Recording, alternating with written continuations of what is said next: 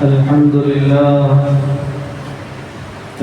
لله نحمده ونستعينه ونؤمن به ونتوكل عليه ونعوذ بالله من شرور أنفسنا ومن سيئات أعمالنا من يهده الله فلا مضل له ومن يضلل فلا هادي له وأشهد أن لا إله إلا الله وحده لا شريك له لا ضد له ولا ند له ولا مثيل ونشهد أن محمدا عبده ورسوله وحبيبه وخليله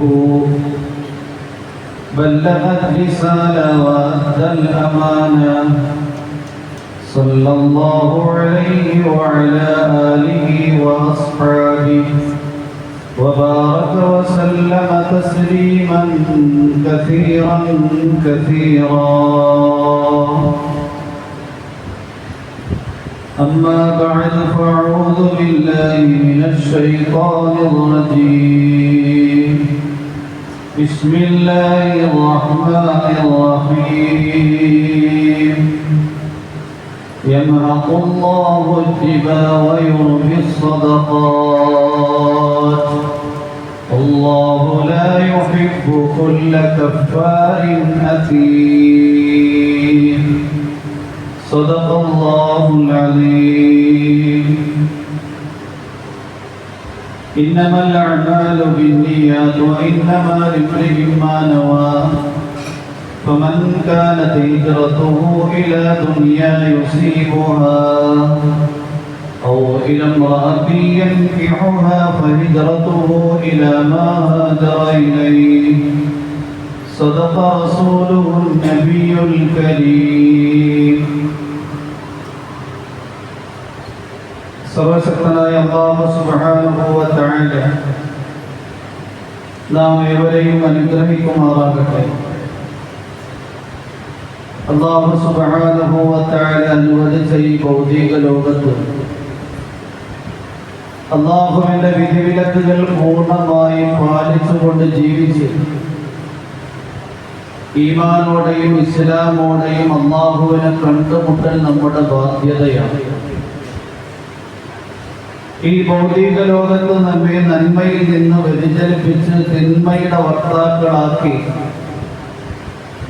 പാരത്രിക ജീവിതം നഷ്ടപ്പെടുത്തുന്നതിന് വേണ്ടി, പരാജയപ്പെടുത്തുന്നതിന് വേണ്ടി ഈ ഭൗതിക ലോകത്ത് തന്നെ നിശ്ചയിക്കപ്പെട്ടിരിക്കുന്ന ഒരു ദുശക്തിയാണ് പിശാച്. പിശാചിനെ അല്ലാഹു മനുഷ്യരുടെ ഇടയിൽ ഒരു പരീക്ഷണം എന്നോണമാണ് അയച്ചിരിക്കുന്നത്. അതുകൊണ്ട് തന്നെ പിശാചിന് മനുഷ്യനെ തിന്മയിലേക്ക് ആനയിക്കാനുള്ള കഴിവും ശക്തിയും കുതന്ത്രവും അല്ലാഹു തന്നെ നിശ്ചയിച്ചു കൊടുത്തിട്ടുണ്ട്. പിശാചിനെ മനുഷ്യനെ വഴികെടുത്താൻ വേണ്ടി പിശാചിന് അല്ലാഹു സുബ്ഹാനഹു വ തആല നിശ്ചയിച്ചു കൊടുത്ത കുറെ കാര്യങ്ങൾ വിശദീകരിച്ചിട്ട് മനുഷ്യരായ നാം ഓരോരുത്തരും അതിൽ നിന്ന് സൂക്ഷ്മത പാലിക്കണം എന്ന് നിർദ്ദേശിക്കുന്നുണ്ട്. സാമ്പത്തികമായ കാര്യങ്ങളിൽ പിശാച് മനുഷ്യന്റെ കൂട്ടത്തിൽ പങ്കായി അവനെ തെറ്റായ സാമ്പത്തിക ക്രമത്തിലേക്ക് നയിക്കും. വിശുദ്ധ ഖുർആനിൽ അല്ലാഹു പറയുന്നുണ്ട്, വസാരിഖുഹും ഫിൽ അവ്വാൽ. അല്ലാഹു പിശാചിനോട് പറഞ്ഞ ഒരു കാര്യമാണ്, മനുഷ്യരുടെ സാമ്പത്തിക ക്രമത്തിൽ നീ പങ്കാകുക. അവരെ അനുവദനീയമായ സമ്പാദ്യ മാർഗങ്ങളിൽ നിന്ന് വ്യതിചലിപ്പിച്ച് ഹറാമായ സമ്പാദ്യ മാർഗങ്ങളുമായി ബന്ധപ്പെടുത്തുക. അതിന്റെ ബെനിഫിറ്റ്, അതിന്റെ പ്രയോജനം ഹൃദയങ്ങളിൽ മന്ത്രിച്ചു കൊടുത്താൽ ഹറാമായ സമ്പാദ്യ മാർഗങ്ങളിലൂടെ കിട്ടുന്ന പുരോഗതി മനസ്സിലാക്കി മനുഷ്യൻ ആ മാർഗത്തിലേക്ക് തിരിഞ്ഞുകൊള്ളും. പലിശ വിശുദ്ധ ഇസ്ലാം വിലക്കിയ ഒരു സാമ്പത്തിക ക്രമമാണ് പലിശ കൊടുക്കൽ, പലിശയുമായി ബന്ധപ്പെടൽ, പലിശ വാങ്ങൽ. ഇതുമായി ബന്ധപ്പെട്ട എല്ലാ കാര്യങ്ങളെയും വിശുദ്ധ ഇസ്ലാം കർക്കശമായി വിലക്കുന്നുണ്ട്.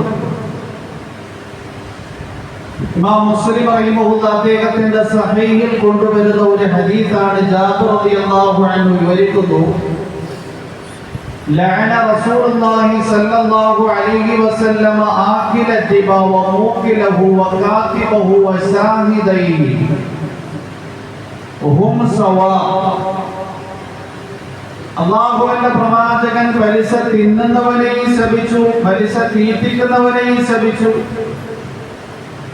പലിശ വാങ്ങുന്നവന് മാത്രമല്ല, പലിശ മറ്റൊരാൾക്ക് കൊടുക്കുന്നു. അത് ബാങ്കിലാണെങ്കിലും മറ്റുള്ള വ്യക്തിയിൽ നിന്ന് പലിശയ്ക്ക് കടം വാങ്ങി അയാൾക്ക് പലിശ കൊടുത്ത് അയാൾ ആ പലിശ പൈസയിലൂടെ സമ്പത്ത് കൊണ്ട് ഭക്ഷണം വാങ്ങി കഴിക്കുകയാണ്. ഇങ്ങനെ പലിശ തിന്നുന്നവരെയും പലിശ തീറ്റിക്കുന്നവനെയും കാത്തിബഹു പലിശയ്ക്ക് വേണ്ടി എഴുതുന്നവനെയും വസാഹിദൈഹി ആ പലിശയ്ക്ക് സാക്ഷിയാകുന്നവനെയും അല്ലാഹുവിന്റെ പ്രവാചകൻ ശപിച്ചിരിക്കുകയാണ്. അവിടുന്ന് പറയുകയുണ്ടായി, ഹും സവാ, ഇവരെല്ലാവരും കുറ്റത്തിൽ പാപത്തിൽ സമന്മാരാണ്. പലിശയ്ക്ക് ധാരാളം ഇനങ്ങളുണ്ട്. ഇന്ന് നമ്മുടെ ഇടയിൽ പലിശയെ മറ്റ് പേരുകളിൽ അല്ലെങ്കിൽ മറ്റ് രീതികളിൽ മറ്റ് രൂപങ്ങളിൽ അവതരിപ്പിച്ച് ലാഭം തരാമെന്ന് പറഞ്ഞുകൊണ്ട് കൊടുക്കുന്ന ഒരു സമ്പ്രദായമുണ്ട്. അല്ലാഹുവിന്റെ പ്രവാചകൻ പലിശയുടെ ഗൗരവം സമുദായത്തിന് പഠിപ്പിച്ചു കൊടുക്കുകയാണ്.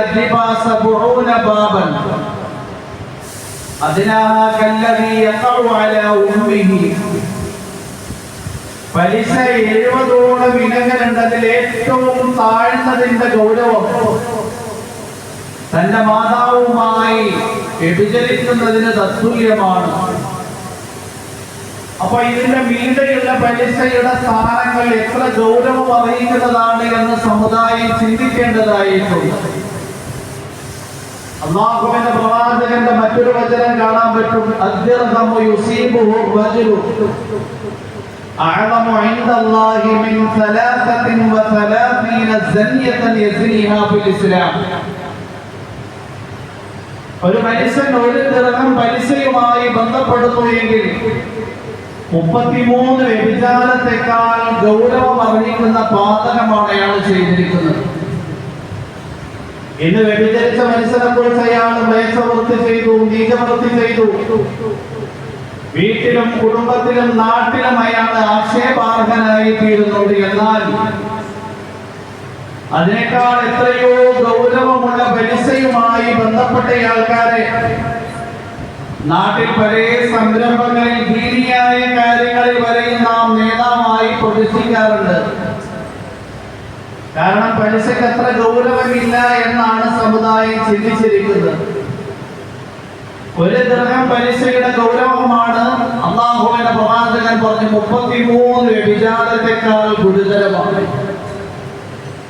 അപ്പോൾ ലക്ഷക്കണക്കിന് രൂപയുടെ പലിശയുമായി ബന്ധപ്പെടുന്ന ആൾക്കാർ എത്ര ഗൗരവമുള്ള എത്ര ഗുരുതരമായ പാതകവുമായി ബന്ധപ്പെട്ട് കഴിയുകയാണ്. അല്ലാഹുവിന്റെ പ്രവാചകൻ പലിശയിൽ നിന്ന് മനുഷ്യൻ ഒഴിവാകാൻ വേണ്ടി അതിന്റെ പേരിൽ സംഭവിക്കുന്ന ഭൗതികമായ കെടുതികളും വിനാശങ്ങളും വിവരിച്ചിട്ടുണ്ട്. إذا ظهر الزنا والدماء في قرية فقد أحلوا بعذاب الله. ഏതെങ്കിലും ഒരു പ്രദേശത്ത് ഏതെങ്കിലും ഒരു നാട്ടിൽ ഏതെങ്കിലും ഒരു രാജ്യത്തിൽ പലിശയും വ്യഭിചാരവും വ്യാപകമാകുന്നു എങ്കിൽ അവര് സ്വന്തം കരങ്ങൾ കൊണ്ട് സ്വന്തം ശരീരങ്ങൾ കൊണ്ട് അല്ലാഹുവിന്റെ ശിക്ഷയെ വലിച്ചു വരുത്തുകയാണ് ചെയ്യുന്നത്. അല്ലാഹുവിന്റെ ശിക്ഷ എന്ന് പറഞ്ഞു കഴിഞ്ഞാൽ കാലവിപത്തുകളായേക്കാം, അക്രമകാരികളായ ഭരണകർത്താക്കളായേക്കാം, സാംക്രമിക രോഗങ്ങളായേക്കാം, സാമ്പത്തിക മാന്ദ്യമായേക്കാം. ഇങ്ങനെ ഭൗതിക ലോകത്ത് തന്നെ അവരവരുടെ സ്വന്തം കരങ്ങൾ കൊണ്ട് പല വിനാശങ്ങളും കെടുതികളും വരുത്തി വെക്കുകയാണ്. ഈ ഭൗതിക ലോകത്ത് ആരെല്ലാം പലിശയിലൂടെ സാമ്പത്തിക പുരോഗതി നേടിയിട്ടുണ്ടോ അതിന്റെ ഒക്കെ പര്യവസാനം ദാരിദ്ര്യമായിരിക്കും, സാമ്പത്തിക മാന്ദ്യമായിരിക്കും. ലോകത്തിന്റെ ചരിത്രം നിങ്ങൾ പരിശോധിച്ചു കഴിഞ്ഞാൽ പലിശയിലൂടെ വളർന്ന വ്യക്തികൾ, പലിശയിലൂടെ വളർന്ന സംവിധാനങ്ങൾ പലിശയിലൂടെ വളർന്ന സംവിധാനങ്ങളും സംരംഭങ്ങളും പിന്നീട് അത് ക്ഷയിച്ച് പരാജയപ്പെട്ട് തകർന്ന് തരിപ്പണമായി അതപ്പതിച്ചു പോകുന്നതാണ് നാം കാണുന്നത്. ദിനംപ്രതി നമ്മൾ കേൾക്കുകയും വായിക്കുകയും ഒക്കെ ചെയ്യുന്നുണ്ട്. എന്നിട്ട് കൂടി നമ്മൾ ധരിക്കുന്നത് പിശാചാണല്ല ഇതിൽ പങ്കുകാരനായിരിക്കുന്നത്. പിശാച് തോന്നിച്ചേരും ഇത് നീയല്ല, മറ്റുള്ളവർക്ക് സംഭവിക്കുന്നുണ്ട്. അല്ലാഹുവിന്റെ പ്രവാചകൻ പറയുകയുണ്ടായി, മാ അഹദുൻ അക്തറ മിനദ്ദിമാ ഇല്ലാ കാന ആഖിബതു അംരിഹി ഇലാ ഖില്ലതി. പലിശ കൊണ്ട് ആരെല്ലാം സാമ്പത്തികമായ ഉയർച്ചയിലെത്തിയാലും ശരി, അയാളുടെ പര്യവസാനം സാമ്പത്തിക മാന്യമായിരിക്കും, ദാരിദ്ര്യമായിരിക്കും. ദിനംപ്രതി നമ്മൾ കണ്ടുകൊണ്ടിരിക്കുന്ന യാഥാർത്ഥ്യമാണ്. പല സംരംഭങ്ങൾ പലിശയിലൂടെ ഉടലെടുത്ത് വളർന്ന് പന്തലിച്ച് പിന്നീട് അത് തകർന്ന് തരിപ്പണമായി അതപ്പതിച്ചു പോകുന്നതാണ് കാണുന്നത്. ഖുർആനിലൂടെ അല്ലാഹു അറിയിക്കുന്നുണ്ട്, യംഹഖുല്ലാഹു അദ്ദിബാ വയുർബി സ്വദഖാത്ത്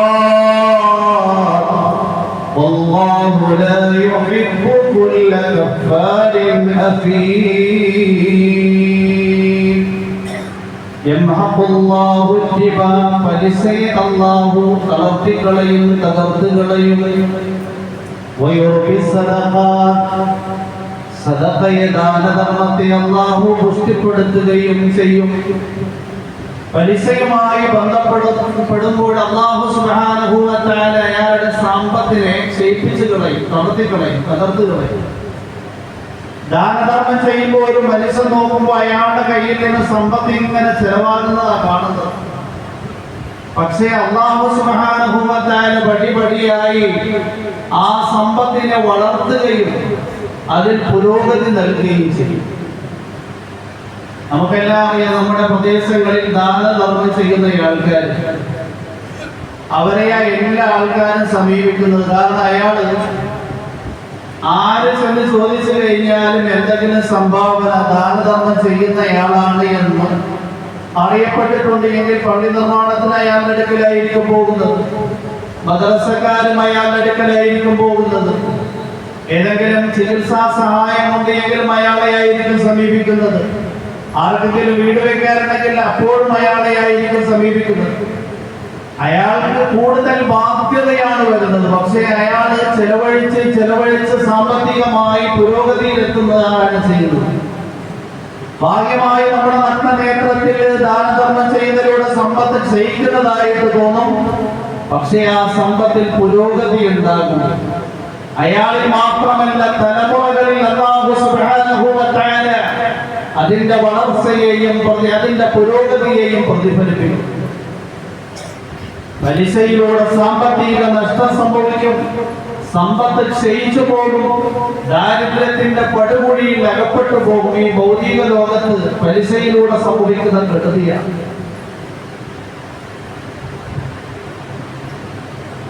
അതുപോലെ തന്നെ ഈ ഭൗതിക ലോകത്ത് പലിശയിലൂടെ സംഭവിക്കുന്ന ഒരു വലിയ കെടുതിയാണ് മാനസിക രോഗം.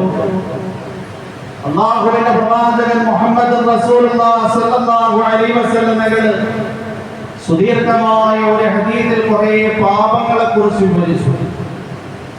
എന്നിട്ട് ആ പാപങ്ങളുടെ പേരിൽ ഈ ഭൗതിക ലോകത്ത് സംഭവിക്കുന്ന കെടുതികളും വിനാശങ്ങളും വിവരിക്കുകയാണ്. അല്ലാഹുവിന്റെ പ്രവാചകൻ പറയുകയാണ്, മാ തഫഫ ഖൗമുൻ കൈലൻ വലാ ബഖിസു മീസാന ഇല്ലാ മനഅഹുമുല്ലാഹുൽ ഖിത്ര മിനസ് സമാ. ആരെങ്കിലും അളവിലും തൂക്കത്തിലും ഏറ്റക്കുറവ് വരുത്തുന്നുവെങ്കിൽ, കള്ളം പറഞ്ഞ് കപടപ്പിച്ച് കച്ചവടം ചെയ്യുന്നു എങ്കിൽ, അങ്ങനെ ഒരു സംവിധാനം മുസ്ലിമീങ്ങളുടെ ഇടയിൽ പ്രചരിച്ചു കഴിഞ്ഞാൽ ആകാശത്തിൽ നിന്ന് അല്ലാഹു മഴയെ നിർത്തിക്കളയും. ആ മഴ കൊണ്ട് കിട്ടേണ്ടുന്ന പ്രയോജനം കിട്ടില്ല, നേരെ മറിച്ച് ആ മഴയിലൂടെ കെടുതിയായിരിക്കും സംഭവിക്കുന്നത്. പ്രവാചകൻ രണ്ടാമത് വരികയാണ്, വമാ ദഹറ ഖൗമുൻ വമാ ദഹറ സിനാ ഫീ ഖൗമിൻ ഇല്ലാ ദഹറ ഫീഹിമുൽ മൗത്ത്. ഏതെങ്കിലും ഒരു സമൂഹത്തിൽ വ്യഭിചാരം വ്യാപിച്ചു കഴിഞ്ഞാൽ അല്ലാഹു അവന് മരണത്തെ വ്യാപിപ്പിക്കും.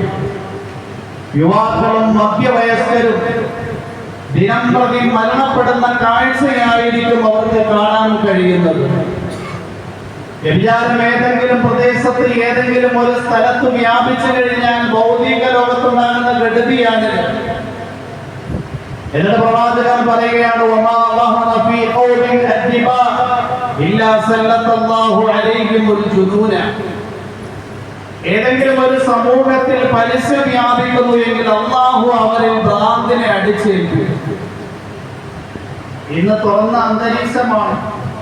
മനുഷ്യന്റെ മനസ്സിന് റിലാക്സ് കിട്ടുന്ന ധാരാളം സന്ദർഭങ്ങളും സാഹചര്യങ്ങളും ഭൗതികതയുടെ അതിപ്രസരത്തിൽ ഒരുക്കപ്പെട്ടിരിക്കുകയാണ്. എന്നാലും നമ്മൾ പണ്ടെന്നത്തെക്കാൾ ഇന്ന് വീടുകളിൽ, കുടുംബങ്ങളിൽ, നാടുകളിൽ സൈക്കാട്രിക്കൽ മാനസിക രോഗങ്ങൾ ബാധിച്ചവരുടെ എണ്ണം കൂടിക്കൊണ്ടേയിരിക്കുകയാണ്. യുവാക്കളിൽ, യുവതികളിൽ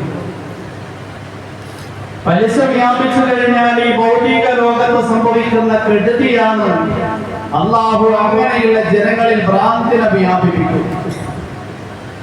വീണ്ടും പ്രവാചകൻ പറയുകയാണ്, വമാ ظهر في قوم القتل يقتل بعضهم بعضا إلا سلط الله عدوهم.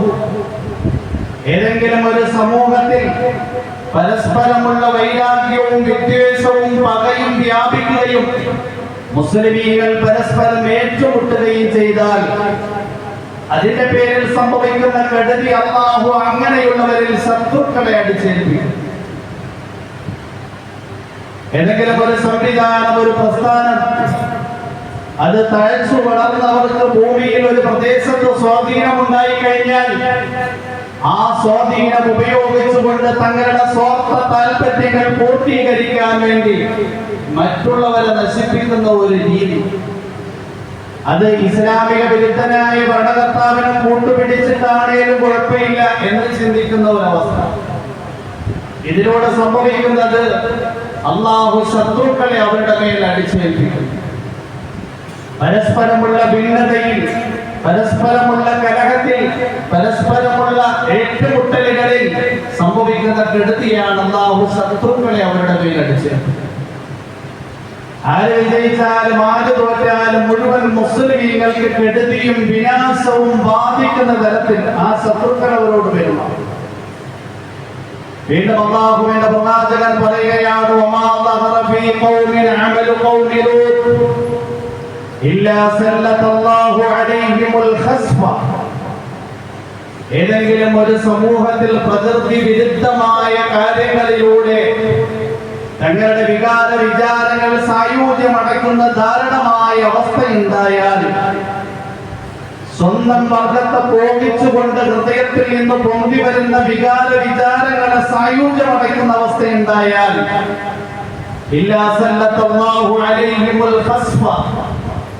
അല്ലാഹു അങ്ങനെയുള്ളവരെ ഭൂമിയിലേക്ക് ആഴ്ത്തിക്കളയും.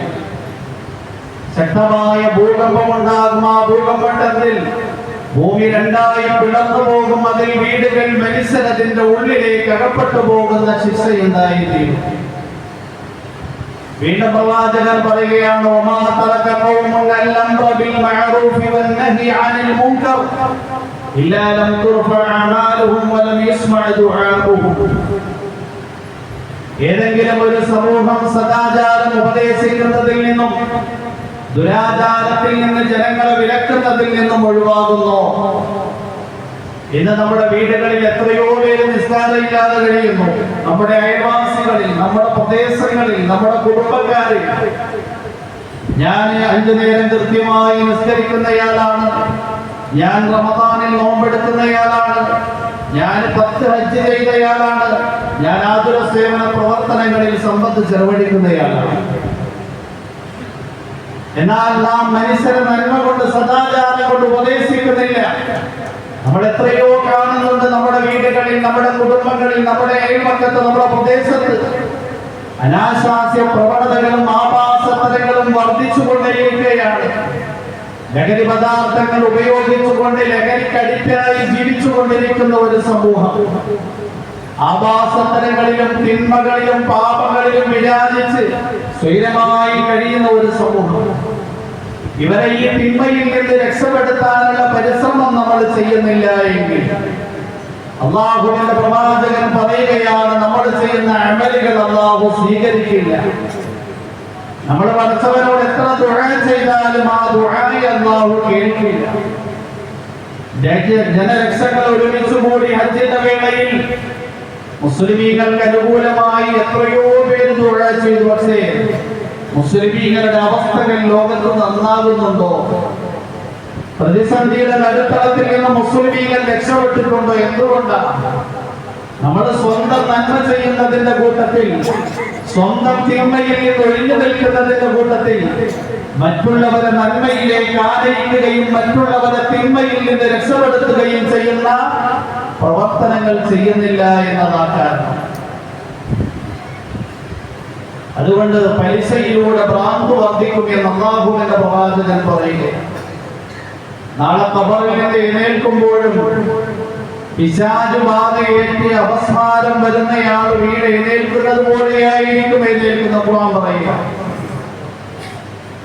الذين يأكلون الربا لا يقومون إلا كما يقوم الذي يتخبطه الشيطان من المس ذلك بأنهم قالوا إنما البيع مثل الربا وأحل الله البيع وحرم الربا فمن جاءه موعظة من ربه فله ما سلف وأمره إلى الله ومن عاد فأولئك أصحاب النار هم فيها خالدون الذين يأكلون الربا പലിശയുടെ മുതലിൽ നിന്ന് അന്നം വാങ്ങി കഴിക്കുന്നവർ لا يقومون إلا كما يقوم الذي يتخبطه الشيطان من المس പിശാച് ബാധയേറ്റവൻ എഴുന്നേൽക്കുന്നത് പോലെയല്ലാതെ ഖബറിൽ നിന്ന് പുനർജീവിതത്തിന്റെ ദിനത്തിൽ എഴുന്നേൽക്കില്ല. ذلك بأنهم قالوا إنما البيع مثل الربا കാരണം അവര് പറഞ്ഞിരുന്നു പലിശ കച്ചവടം പോലെയാണ്. കച്ചവടത്തിൽ സാമ്പത്തിക ഇടപാടിലൂടെ നമ്മൾ ലാഭം കൊയ്യുന്നു, ഇതുപോലെ പലിശയിലൂടെ നാം സമ്പാദിക്കുന്നു എന്ന് പറഞ്ഞിരുന്നവരാണിത്.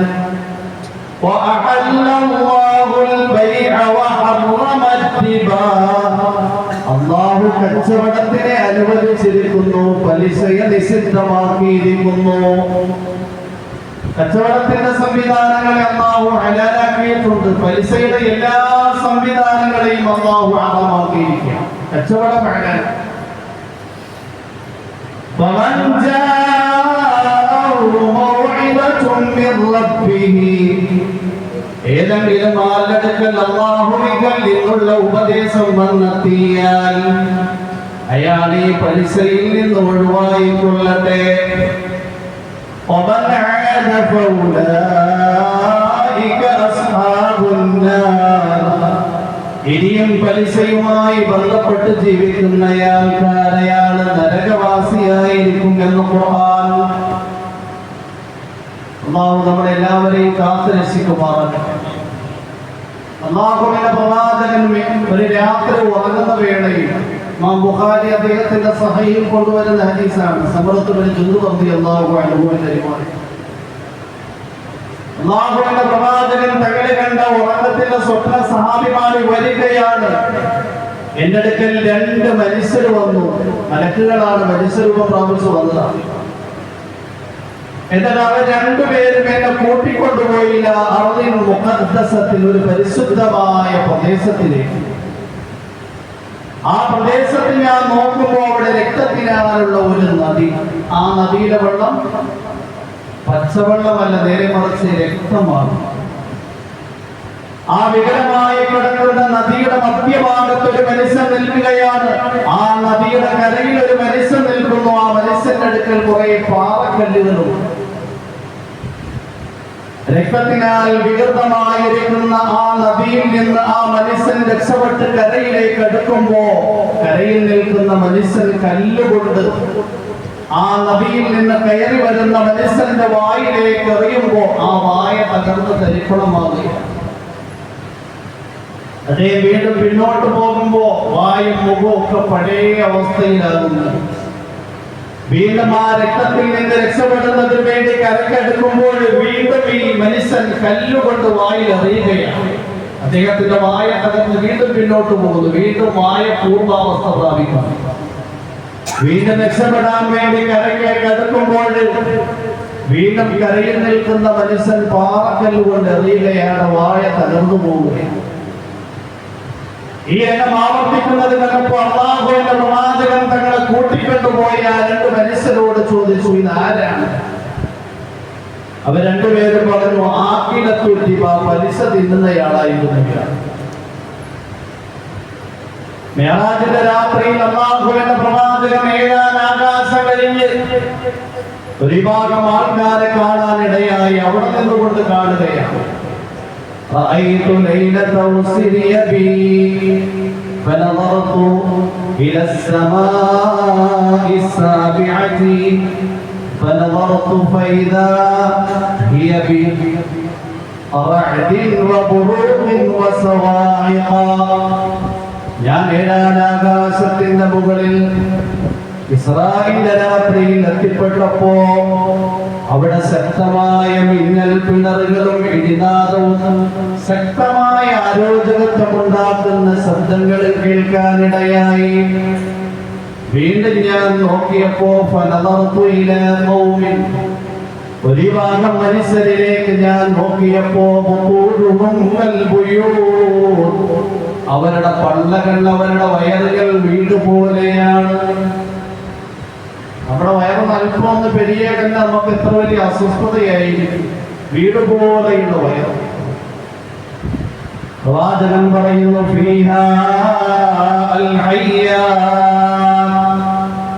വീട് പോലെയുള്ള ആ വയറിന്റെ ഉള്ളിൽ വിസന്തുപ്പുന്ന സർപ്പങ്ങൾ, വയറിന്റെ പുറത്ത് നിന്ന് ആ ഭീകരമായ രംഗം കാണാൻ കഴിയും. വയറിന്റെ ഉള്ളിൽ പാമ്പ് കടന്ന് പടയുന്ന അവസ്ഥ ഒന്ന് ചിന്തിച്ചു.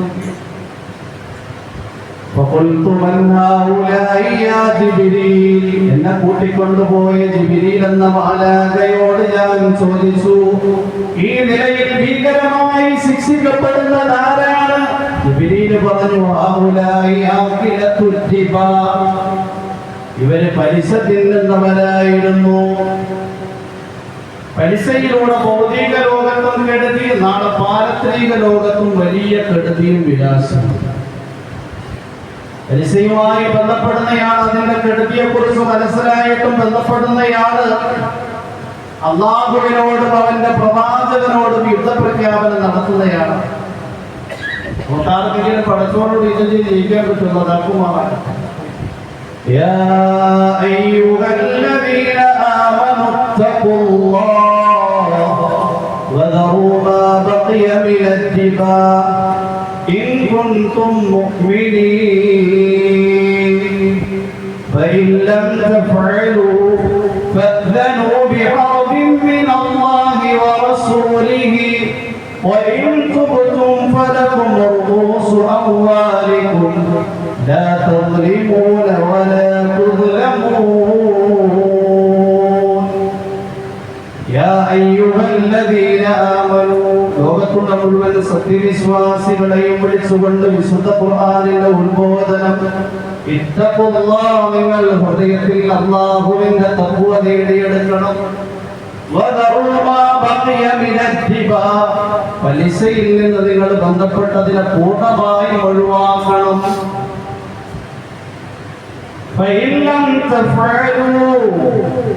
ഇനി നിങ്ങളത് പ്രവർത്തിക്കുന്നില്ല എങ്കിൽ, ഇനിയും പലിശയുമായി നിങ്ങൾ ബന്ധപ്പെട്ട് കഴിയുന്നു എങ്കിൽ,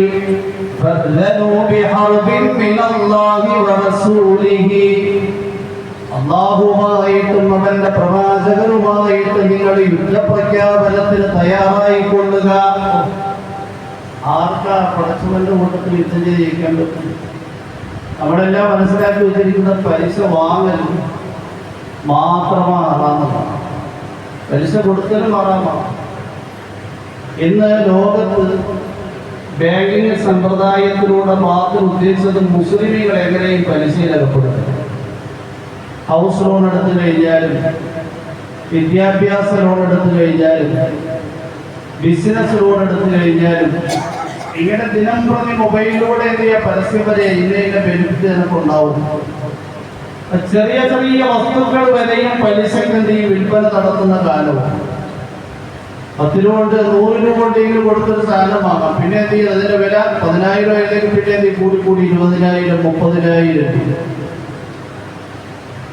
ഇങ്ങനെ പലിശയുടെ മുഴുവൻ സംവിധാനങ്ങളും വിശുദ്ധ ഇസ്ലാം നിഷിദ്ധമാക്കിയിരിക്കും.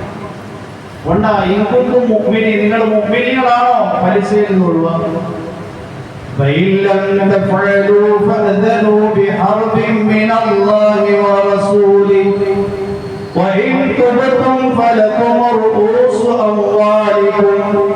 ഇനി നിങ്ങൾ പശ്ചാത്തപിച്ചു മടങ്ങിയാൽ നിങ്ങൾക്ക് മൂലധനം കൈപ്പറ്റാം. ഒരാൾക്ക് നമ്മൾ പലിശക്ക് പൈസ കൊടുക്കും, അതിന് മൂലധനം 1 ലക്ഷം ഉണ്ടെങ്കിൽ ആ 1 ലക്ഷം രൂപ മൂലധനം വാങ്ങാം. അതിന് നിങ്ങൾ നിശ്ചയിച്ചിരുന്ന പലിശ ഒരിക്കലും വാങ്ങരുത്.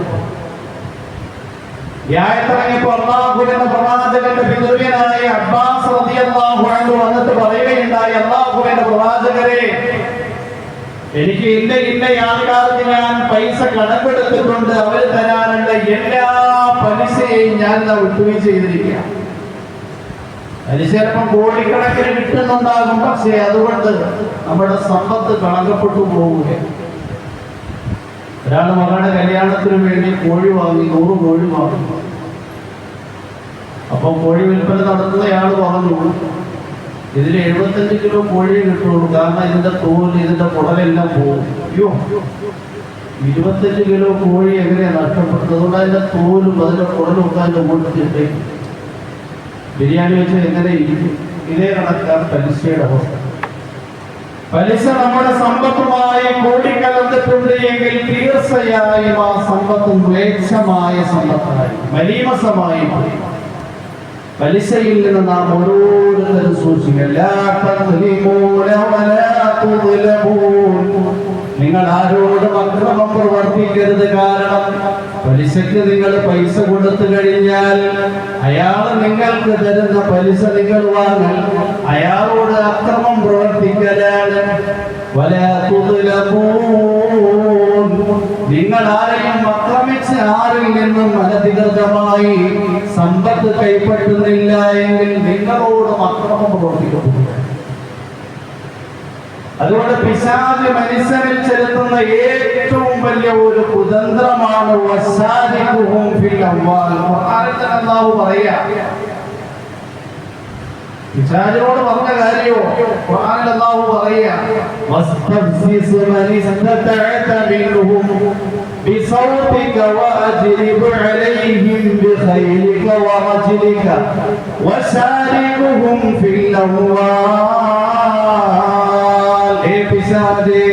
മനുഷ്യന്റെ കൂട്ടത്തിൽ അവരുടെ സാമ്പത്തിക കാര്യങ്ങളിൽ നീ പങ്കുകാരനാകുക എന്ന് പറഞ്ഞു കഴിഞ്ഞാൽ അവരെ ഹറാമായ സമ്പാദ്യ മാർഗങ്ങളുമായി ബന്ധപ്പെടുത്താൻ വേണ്ടിയുള്ള തന്ത്രം നിനക്ക് തന്നിരിക്കുകയാണ്.